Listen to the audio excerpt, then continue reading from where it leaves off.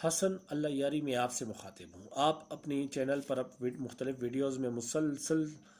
سید زادی کا نکاح جو ہے وہ غیر سادات میں جائز روا دے رہے ہیں، اور اس ضمن میں بہت سی مثالیں پیش کر رہے ہیں کہ جن میں سید زادیوں کے نکاح قریش قبیلے کے اندر مختلف افراد سے ہوا ہے، اور اس کو بنیاد بنا کر جواز بنا کر آپ سید زادیوں کا نکاح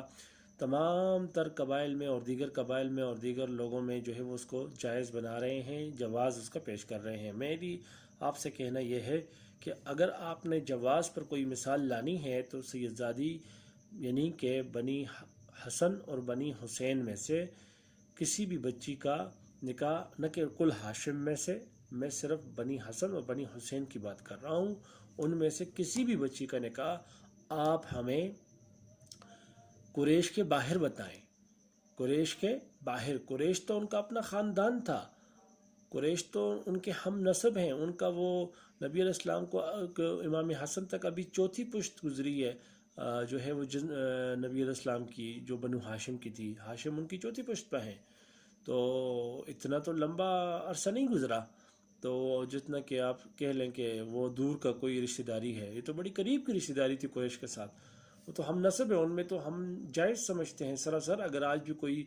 صحیح النسب قریش ہو تو اس کے ساتھ آل رسول کے رشتے ٹھیک ہیں، درست ہیں۔ اور آپ کے اوپر جو آپ کا موقف ہے وہ ثابت کرنے کے لیے آپ کے اوپر یہ قرض ہے کہ آپ کوئی ایسی مثال لائیں کہ کسی سیدہ یعنی کہ بنی حسن اور بنی حسین میں سے کسی لڑکی کا رشتہ انصار میں ہو گیا ہو، کسی دوسرے قبیلے میں ہو گیا ہو، آپ وہ لائیں،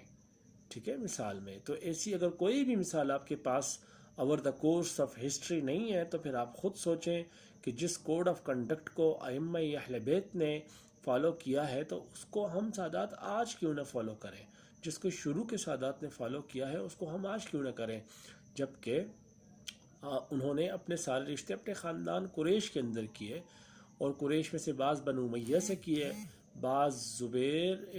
رضی اللہ تعالیٰ عنہ کی اولاد سے کیے، بعض طلحہ کی اولاد میں سے کیے۔ تو اگرچہ قریش تو کوئی اتنی زیادہ الفت و محبت بھی علیہ رسول کی طرف نہ رکھتے تھے، تو پھر بھی آپ نے اپنے خاندان میں ہی رشتے کیے، تو آپ اپنی تصدیق میں، اپنی توثیق میں اگر آپ نے مثال آپ کے پاس ہے تو آپ بنی حسن اور بنی حسین کی لڑکیوں کا قریش کے باہر کوئی آپ بتائیں ہمیں کہ آپ کے پاس کوئی مثال ہے تو وہ لے کے آئیں، اور پھر اس کو جواز بنا کر گفتگو کریں، تو پھر ہم آگے بات آپ کی دیکھیں گے۔ اگر قریش کے باہر کوئی مثال نہیں ہے تو پھر ہم قطعی طور پر درست ہیں اور آپ بالکل غلط فرما رہے ہیں، آپ صرف چیز کو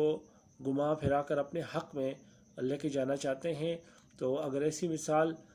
کے فقدان کے صورت میں ہمارا موقف کہ ہمارے آباء و اجداد شروع دن سے اپنی بچیوں کے رشتے باہر نہیں کرتے تھے اور ہم بھی اسی موقف پر قائم و دائم ہیں، تو یہ بالکل درست اور قطعی ثابت ہو جاتا ہے، اور شروع دن سے اسی طرح رہا ہے رویہ آل رسول کا، اور آج بھی پھر اسی طرح قائم و دائم ہے اور آئندہ بھی رہے گا، تو پھر یہ موقف ہمارا درست اور صحیح ثابت ہو جاتا ہے۔